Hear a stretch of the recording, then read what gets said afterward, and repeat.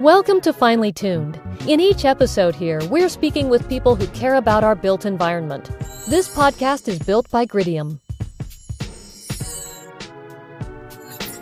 Hello, and thanks for tuning in on this conversation of cybersecurity in the built environment and the anatomy of a BMS hack with Fred Gordy from Intelligent Buildings. This is Millen with Gridium. Yes, thank you, Millen. First, let me thank you guys for allowing me the opportunity to speak on a subject that I'm very passionate about, and I appreciate you guys.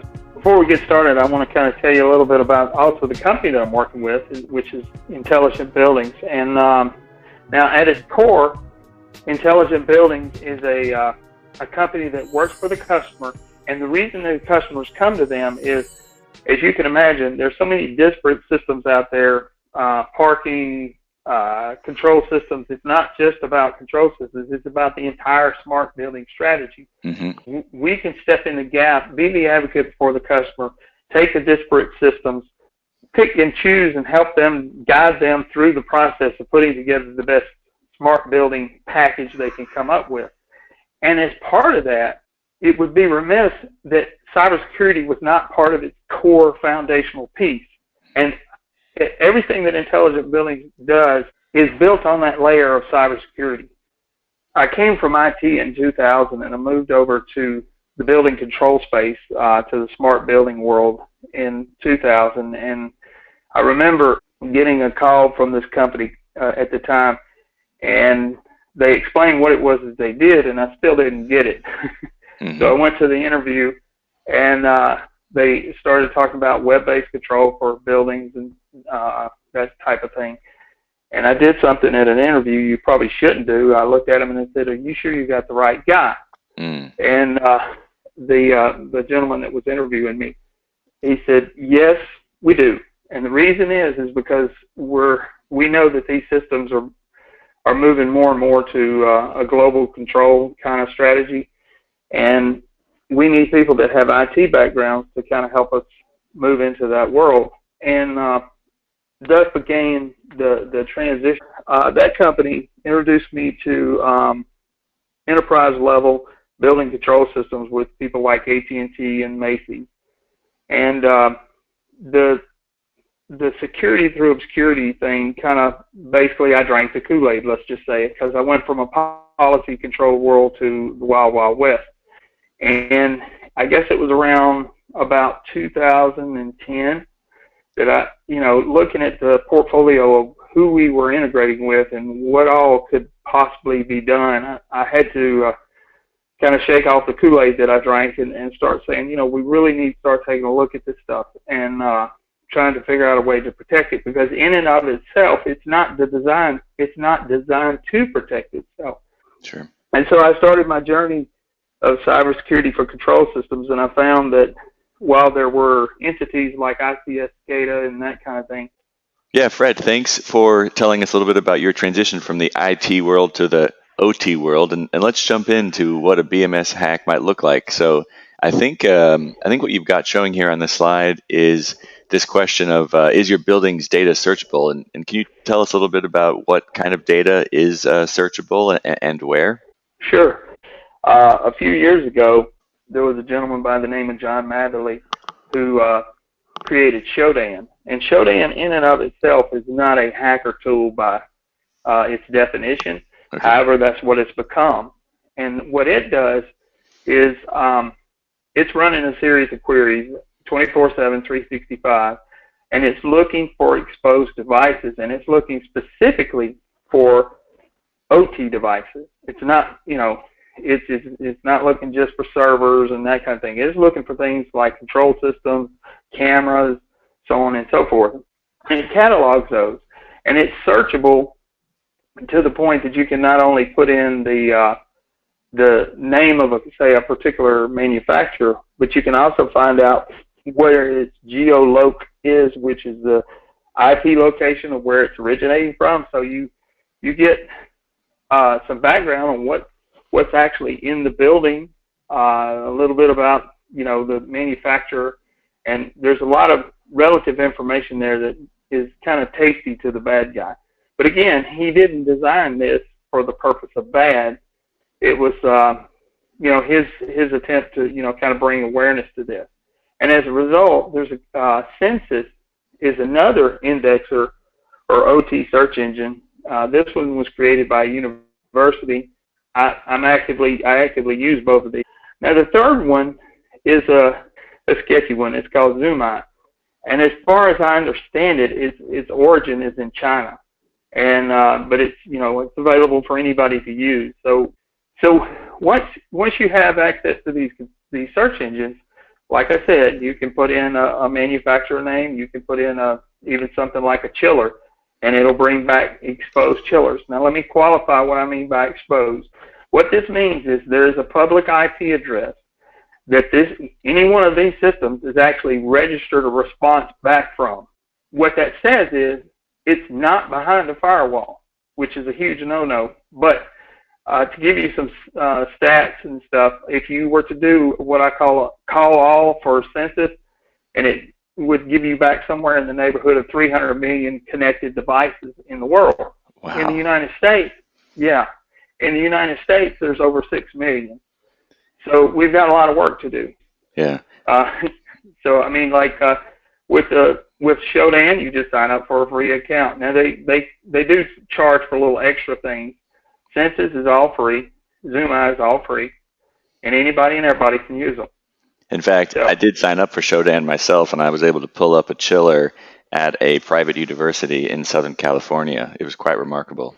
It can be addictive. I mean, it really can. I mean, and let me ask you a question: is how long did it take you to do that? 7 minutes, maybe. So that gives you that in 7 minutes time, you found a chiller at a university. Now we don't know what it was attached to, and I mean we could dig and find out. But the reality is that's a chiller. A chiller is a large piece of equipment, even if it's nothing more than just to damage it physically, where it would have cost the university a lot of money to fix. And you did that in 7 minutes. You connected with it in 7 minutes. Yep. Now, what you see here is just a basic layout of a control network. And the red circles indicate that somebody has put a public IP address into each one of these devices, meaning that Shodan, Census, or Zoomeye could find it. Now, over to the right, there's a generator. Usually, if you find a generator, it's attached to something critical. A hospital, a data center, so on and so forth. So just by the nature of what it is, if I'm a bad guy and I find generators, that's a great find. That's an easy find. Now the interesting thing to me is, if you look down the tree, so to speak, if you don't know what a crack unit is, it's a computer room air conditioning unit, and these are usually found inside of data centers, and their whole sole purpose is to keep the server floor cool. Well, as a bad guy, if I can get to those and I can raise the set points on those dramatically enough, the servers are not going to be able to keep up. And what will happen is servers will begin to start tripping offline.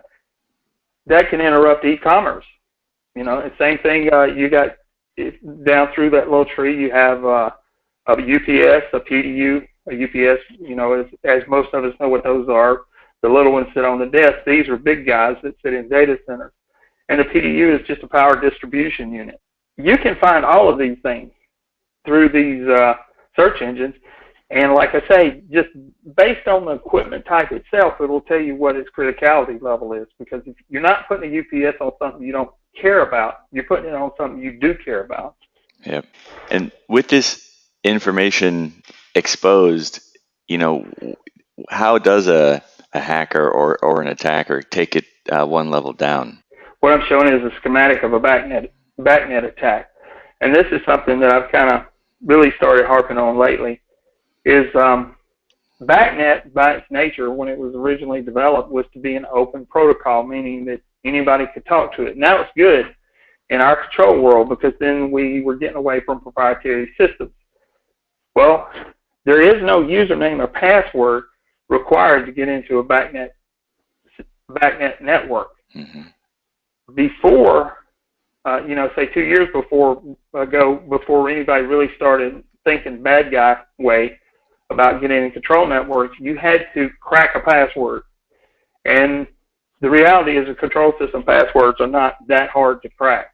So, but it slowed you down. But once it got out there, that the BBMD, which is a BACnet broadcast management device, and its whole purpose in life is to help controllers from one subnet talk to controllers on another subnet. And so if I can find one of these BBMDs through Shodan or Census or whatever, I now can traverse down through the connected BACnet network. So a bad guy finds on Shodan or Census and he looks up BBMD. I mean, it's that simple. You can type BBMD. Mm-hmm. If it finds it, it'll tell you in the descriptions that it's a router. And if it tells you it's a router, that means that there's attached things to it. So what the bad guy would do here, if you look on the left side, you have basically human control. There's comfort, HVAC. On the right side might be representative of a data center. Well, if I can get to the left BBMD, which is shown in the red circle, and then I use a tool that I'm fixing to show you in just a second, you can then scan the network and find the cracks, the UPSs and the gensets, and then you can do real damage.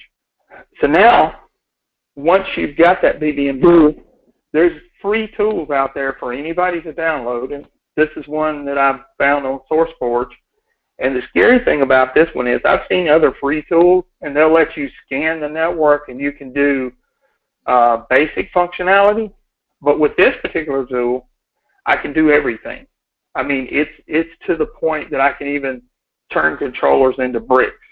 And what I mean by that is I can pump a program in there that'll just basically wreck what's there. And they may be able to recover it, but how long will it take? Looking at this screen here, what you see is this is what I did was I found one BBMD, and this one is not the big list like I got, but one BBMD, and when I scanned the network, I found over 200 something BACnet IP devices, and then underneath them are BACnet MSTP or serially connected devices. Let me see if I got this straight, Fred. Does this allow you to make changes? Yes, it does. In fact, to the point, if you're looking over there on the right side of that screen, it shows the editable properties. Even if the programmer or operator has set this thing to read only, with this tool, I can go in and make it writable. And I can change set points. I can change alarm parameters where, kind of, you and I talked one time about the Stuxnet attack. Well, the Stuxnet attack masked itself so nobody would see what was going on. Well, with this tool, I can do the same thing. I can turn your alarms off before I do anything, and you won't receive any alarms while I'm in there making set point changes, literally turning devices off. You can even, like using the central plant or the chiller, you can go in with this particular software and you can lock out the operator. In other words, I can manually override it to where he can't get into it without actually going and downloading the program or connecting directly to the device and having to jump through several hoops to take back control. But by the time he's able to do that, I've done, I've wrecked the place, basically. So, and you can set schedules, read the trend logs that have been there. But again, the main point that I'm making is no username or password was required to get to this level because BACnet is open. Wow. So there's more online than we know. You've made that point quite well, Fred. That's crystal clear. And when I first cottoned on to a little bit of this, I was quite surprised, Fred. And as I dug in, I realized there was a much more to know here than first meets the eye. You've made a point in some of your material that I've read that there are people involved in these BMS attacks, as well. And can you talk a little bit about the role that people have in the building controls and how attacks can take place? And first off, cybersecurity, regardless if it's IT or OT, all the countermeasures in the world are never going to circumvent an operator's neglect. Operator neglect is going to override any kind of security measures that you have in place. So it's really important that everybody consider themselves a part of, not necessarily a part of IT, but a part of the cybersecurity team. And that goes from, the guys that run in the building to the security guards up front, anybody working in admin. And if I may interject, using the term, and I'm not trying to pick on admin, but there's been a lot of talk about a particular breach that everybody knows about, and it's called about Target's breach. Mm-hmm. And it was originally reported that attack came through the HVAC system. That wasn't exactly true, because what happened was there's an HVAC contractor, not unlike the one I used to work for, but they were up in the Northeast. Mechanical contractors, it's not unusual for them to have a portal into the people that they serve in order for the admins to enter bills. So in other words, a service guy goes on site at the Target store, he does a repair, he comes back and he hands the work order in to the people in admin, and they opened a Target portal and went in and entered the billing information. Mm-hmm. Well, what happened here was this particular admin got phished, and phished, P-H-I-S-H, means emails are sent out and hopefully you click something. It's like there's a hook inside the email, and if you click it, it's going to do something. Yep. And in this particular case, it launched keyloggers onto the system. And the admins, and this is not an unusual practice either, all of the admins had the same username and password for Target. There was only one username and password for several admins. So it could have been any one of them. Well, once the bad guys found out, or got into their system, then they saw, well, wait a minute, we're on the Target network. We see that there's a Target network. They got on the Target network. And then the network they were on, the POS, the point of sale devices, were not segmented from this ERP system, and the bad guys were able to just run rampant across all the credit card machines inside the system. Yeah. So no amount of firewalls or anything could catch that. That comes down to people. We all have to do our job. And the days when we thought, well, who cares, or that kind of thing, they're pretty much over. The example that I have here is something new.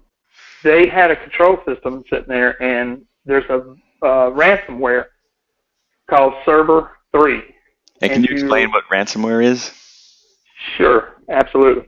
Ransomware is a really nasty thing, because what it does is when it gets launched onto your network, it encrypts everything.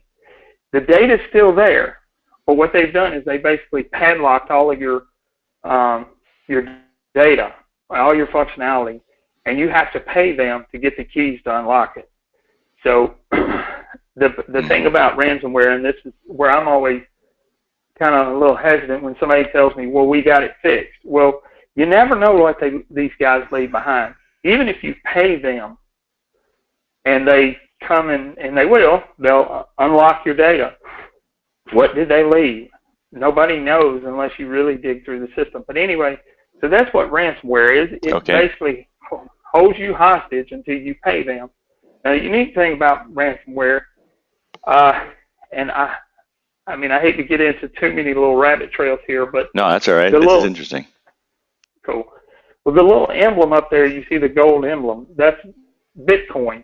And if you're not familiar with Bitcoin, I'm not going to sit here and say I'm a Bitcoin expert, but basically it's a way for people to pay for services and that kind of thing, and it's actually been incorporated into the bad world, so to speak, because it's hard to trace who actually you're paying. And the little servers that you see up there, the little computers where the lines are squiggly through there, when the ransomware is released, and if you were to say, okay, I'm going to pay you this, in this particular case, I can't remember how many Bitcoin it was, but it wasn't huge, but it hurt. Is if you agree to pay the Bitcoin or pay Bitcoin, you have to open an account and do all these steps, and then through what they call a Tor network, it basically is hopping from server to server to server. And while the bad guy may be sitting in Atlanta, Georgia, it looks like he's in Paris, France. So finding him is going to be almost next to impossible. So that's the two components of ransomware. Is they're going to lock your devices down, and then the payment method is so obfuscated, all the connectivity pieces, there's no way to ever really find out who it is. And are we looking at an example of one of those cases that you know about? Yeah, going back to the root of the problem here, and I hate to keep picking on people, but that's where it was, is not only did somebody open an email that they shouldn't have opened, and there's telltale signs, and I can tell you about those, but there's telltale signs that'll say, hey, something's not right with this email. But not only did they open it, but the machine that you see where the guy with the lock to the side of him, he's an authorized user, right?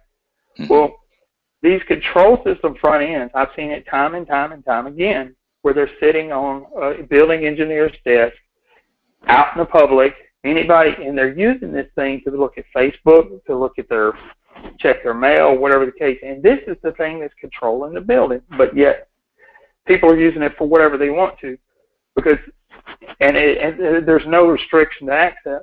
Well, so what happened was this person opened the email on the control system front end. The bad guys didn't know what it was. All they cared about was getting their money. But to the people that this happened to, it blinded them to their control system. Everything inside that machine was now encrypted, but server 3 is exceptionally nasty because it doesn't encrypt folders. It can encrypt individual files with individual encryption keys. So if you have 1 million files, that's 1 million encryption keys, and it would take billions of years to figure out what those encryption keys were. Wow. So there's no way. Yeah. Plus, it did one other thing. It started deleting shadow copies, and shadow copies are copies that are, recoverable copies that you could pull back into place. Now, this particular company, they didn't pay the ransomware, but it took them days to figure this out. And what they had to do is eventually wipe the machine clean. And they found some backups that they had made months ago. And they put it in place, and everything's back up and running. But all that data is gone. It's never coming back. Yeah. Now, there's one aspect that didn't happen to them, and I added this layer so people will be aware, is if you'll notice the red lines that are going over to the little data cans in the server rack. Well, what could happen, or could have happened in this case, if this machine had access rights to any servers on the corporate network, server 3 could have propagated itself not only on the control system, but throughout the rest of the network. And then now what you got is that every machine, or at least every server that you have in your system is now encrypted. In that case, you might have to pay the ransomware because, by the time, who knows how long you would be down. Yep. But that's a distinct possibility. And all of this results, these results that I've spoke of, come from people. So we need to look at something real quick, if you can indulge me. So first off, the control system is like the goat in Jurassic Park. The goat was on a stake, right? It can't defend itself. There's just no way. And the control system, when I've heard people kind of yelling back at the manufacturer and yelling back at this and all that, the control system is not designed to protect itself, just like the goat is not. So what you got to do is you either got to get the goat out of the pen or you got to get the T-Rex out of the pen, but you got to separate them somehow. Yeah. And you have to, in order to do that, you got to get that control system inside the IT bubble.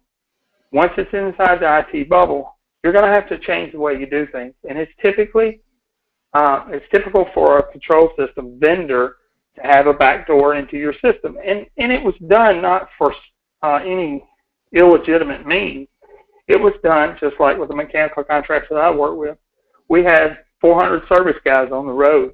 And so any one of them could go to a building and fix it. Well, So what that meant is every system that this company serviced had a single username and password in there for their service guys to go in and work on it. Well, that's convenient, and I get that, but that can't exist anymore because all it takes is one of those guys to get mad, get fired, and hand that username and password off to somebody. The other thing is, because there's been such a detachment from IT and OT, what has happened is over the years is the facility guys have contracted with the integrator, hey, build me a network, and while you're at it, build me remote access. And so the person that owns all the remote access is not the building owner, but the integrator. And again, that's bad IT practices. No IT group is ever going to allow that. But we've created that all for the sake of convenience. Yeah, Fred, that's got me thinking, and you and I were discussing before launching this conversation, the data is searchable, and it's quite scary to think about what's so freely available online. Then there are programs which are also freely available online, which you can use to take over the devices. And then it's not that hard to go from taking over the device to gaining access to the network, which is what we're looking at here. And so one of the questions I had for you early on was, how did we get here? Well, one of the things that we need to establish right off the bat was how do you go back to your customer and say, hey, by the way, we have set you up and made you pretty vulnerable. That's a hard conversation to have. But the realization is when OT started out, you're looking at these two triangles here. The left side is IT, the right side is OT. And these are principles that have been developed by ICS CERT, but they are foundationally, to me, the easiest way to explain things. In the IT realm, the first and foremost thing that's important is information confidentiality. And that means that, we're going to protect it first, and we're going to worry about the other functions second and third. The second function is the integrity of the data. The data has got to be right, but again, it's second to the confidentiality. I'm going to say no to you first before I give you access, and then I'm going to figure out, do you really need access? Then what you do, I'm going to, as an IT manager, make sure that the data is correct and up to date and everything's available are there. And then availability. That's that piece where I finally say as an IT guy, okay, you have the rights to see this, but nobody else does. In OT, availability is the highest hallmark that we have to go for. And why is that?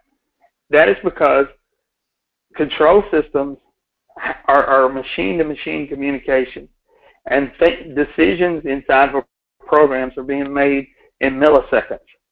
And so therefore, it's paramount that nothing impede that communication between devices and between the devices that they control. So availability is number one. Number two is integrity, because the integrity of the data and the integrity of the system gives the operators real-time vision into their systems to see if they've got a problem that's developing, and they can look at archival data, and they look at real-time data, and they say, okay, well, I'm seeing something that's trending bad, so I'm going to go take care of it. And confidentiality is, in this particular triangle, I'm showing it like ICS CERT does, but sometimes when I do talks, I pull confidentiality over to the side. It's just broken away from the piece because that is so far removed from the principles and the thought process behind putting together a control system strategy and network. I kind of touched on a little bit of history. That's the kind of the high level or the high-end view, the ICS CERT view. So let's look real quick back in the history of control systems. Sure. Control systems started out as pneumatic systems, and then electronic control, DDC, came into existence, and that was just a series of ands, ors, and logic, and that kind of thing that just happened to make things happen based on this condition. If this happens and this happens, then do this. Mm-hmm. Well, then, now that we're the microprocessor-based control, what happened is the integrator now had to learn IT. He had to learn how to run Cat5 cable, not just serial cable. He had to learn how to set up inner IP addresses, subnets, domains, all of that. But he only needed to do as much as he needed to do to allow the devices to talk to each other and the humans to talk to the devices. And that's where it ended. And again, and this is not picking on a building operator, but that's not their forte either. What they are is they're highly gifted individuals that know how to do things with a 300-ton chiller that I'll never be able to do because I don't understand the deep mechanics of it. Sure. But so when they got these systems that were supposed to make their life easier, in some cases they made it made it a little bit more complicated. So the integrator stepped in and said, let me help you because we're putting these in. We're going to add your users, and the building engineers would say, hey, look, I just need one user for all of us to use. Okay, boom, boom, boom, do it. The integrator, like I said earlier, may have a team of guys that come out there, and you can imagine if you're an integrator and you've got 1,000 systems out there and you got 50 employees that all they do is service these thousands of systems, and if each one of them had a unique username and password, just the actual headache of being able to keep up all of that information together is overwhelming. And so that's how we got to the point where we had single users for both engineering and for the vendor. And then the next step was once the guys realized, hey, if I'm in a computer room on the 50th floor, I can see my control system. It would really be really nice that on the weekend I could get to that control system if an alarm happened, so I didn't have to drive an hour to get to the site because it makes sense. Right. Because I could do something before something blew up. Yep. So going back to the integrator's not an IT firm. That's not their forte. They're integration specialists. But what they did is we've got Best Buy routers sitting out. I'm not picking on Best Buy, but I'm just saying there's Best Buy routers that are sitting out there with little home VPN, or the next worst thing, or the much more worse thing, is you can get a public IP from your internet service provider, and you can stick that in the front end of your machine, and there's nothing between it and the World Wide Web. All I got to do is put in that public IP and get challenged for that single username and password that we all know, and that gets us in the door. Mm-hmm. So that's how we got here. Fred, is this gap bridgeable? Yes, it is, but not without some discomfort. And now I say that, I don't want to make it sound like it's a insurmountable task. There are some basic things that everybody can do. First off, is NIST set up a framework, and this is publicly available information. I will say it's a dry read, and it's a lot of stuff there. I've read all of them, and it'll put you to sleep pretty quick. That's the National Institute of Science and Technology, is that right? That's correct. But they've done a good job of creating generic cybersecurity framework. They've also created things that are specific to control systems. Now, the control systems they're talking about are power grid, oil and gas, and that kind of thing. And it fits our world about 75%, 80%. But anyway, so the very first thing you got to do is, I would say, take a look at this. But these 5 principles right here is the foundation of the NIST cybersecurity framework. Identify. What that means is know what's on your network, because I can guarantee you, I've seen this time and time again, I call it network drift, is once a integrator has turned it over to you, in a year's time, 2 years' time, there's a drift of 20, 30%, meaning people have plugged up additional things that shouldn't be there. So you need to take stock of your inventory, stock, whatever you want to call it, of your control system network. Find out everything that's attached. Protect.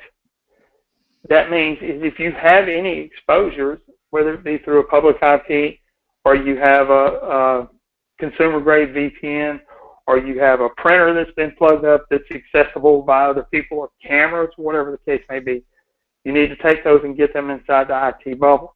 Detect. Now, this is a difficult one for most people. I will say this first before we go to detect. If you do step 1 and 2, to me it's a lot like putting the sign out in front of your yard in your neighborhood where somebody's driving through and they're looking, they say, well, there's an alarm system on that house, there's an alarm system on that house. Oh, well, here's one that's empty or doesn't have an alarm system. So if you do that, the very first two, if you do that, guess what? Census, Shodan, Zoom Out is not going to see you. And if they don't see you, the bad guys are probably not going to see you. Okay? Now moving on to detect. Got it, yep. This is the reason I say it's hard is because it's gonna cause OT and IT to begin to have conversations, which we need to have them anyway. We need to start those now. It's okay, I have this system and we've done all these steps and we've gotten it protected. We've identified everything, we've protected it. We put in change management, meaning I can't plug anything into my network unless I let somebody know.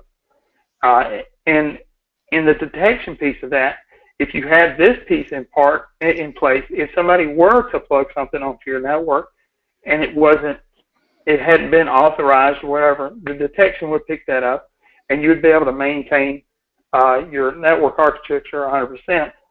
But then you would also be able to detect things like physical security intrusions, which we didn't talk about, but basically that just means there's a generator in the parking lot and I unplug from the generator and I plug my laptop in, boom, and now I'm in the network.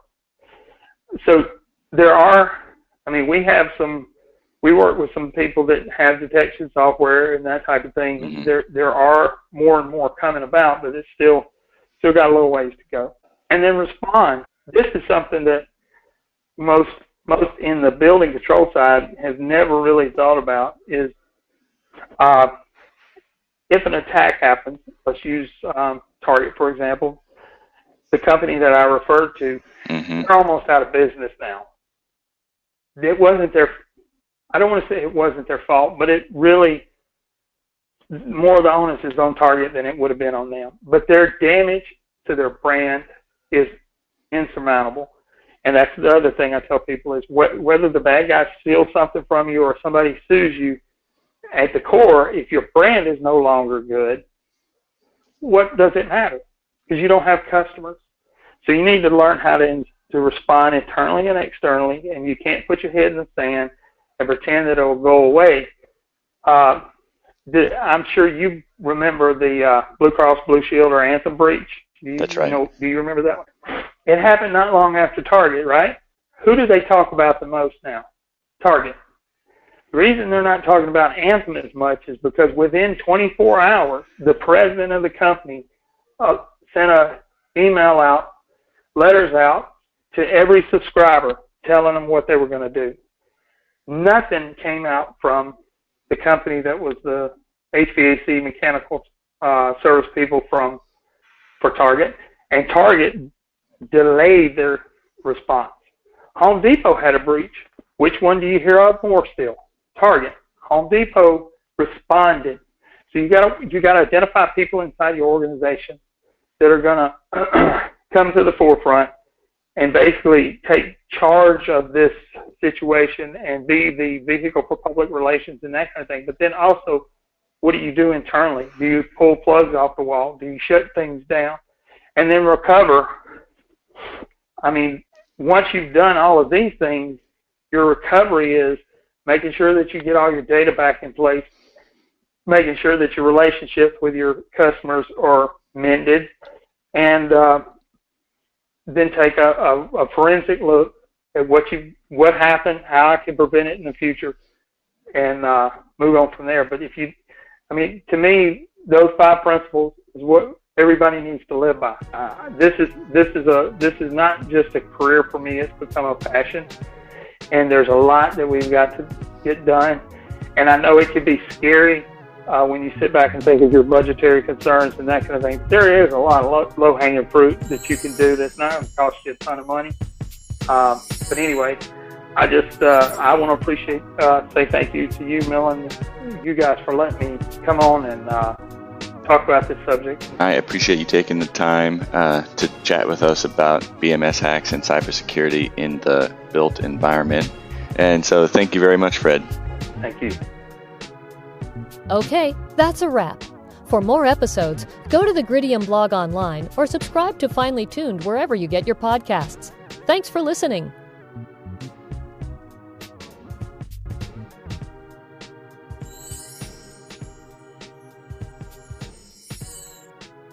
And thanks to the artist BOPD for the music today.